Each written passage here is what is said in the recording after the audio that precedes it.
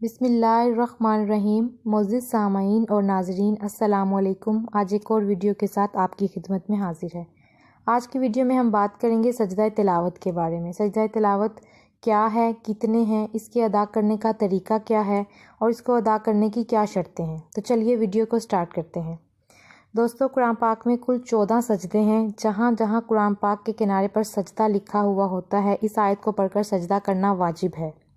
اسے سجدہ تلاوت کہتے ہیں۔ اب بات کرتے ہیں سجدہ تلاوت کے طریقہ کے بارے میں۔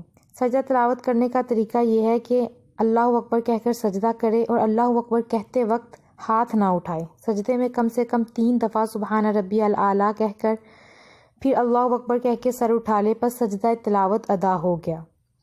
بہتر تو یہ ہے کہ کھڑے ہو کر اللہ اکبر کہہ کر سجدے میں جائے، پھر اللہ اکبر کہہ کے کھڑی ہو جائے، لیکن اگر بیٹھ کر بھی اللہ اکبر کہہ کر سجدے میں گئی اور پھر اللہ اکبر کہہ کر اٹھ گئی تو بھی سجدہ درست ہو جائے گا۔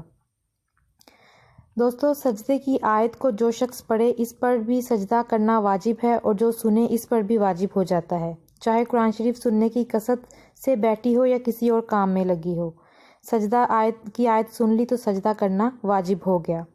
اس لیے پڑھنے والے کے لیے بہتر یہ ہے کہ سجدے کی آیت کو آہستہ آہستہ پڑھے تاکہ کسی اور پر سجدہ واجب نہ ہو۔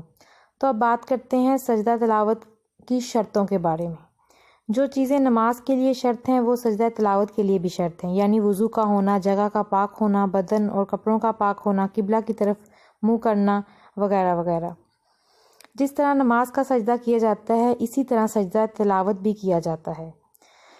تو یہ تھی آج کی ویڈیو۔ میں امید کرتی ہوں کہ میری ویڈیو آپ کو اچھی لگی ہوگی۔ اگر اچھی لگی ہے تو اس کو لائک کریں، اپنے دوستوں کے ساتھ شیئر کریں اور میرے چینل کو ضرور سبسکرائب کریں تاکہ ہر نئی آنے والی ویڈیو کا نوٹیفیکیشن آپ کو بر وقت مل سکے۔ اگلی ویڈیو تک کے لیے اجازت دیجیے۔ اللہ حافظ۔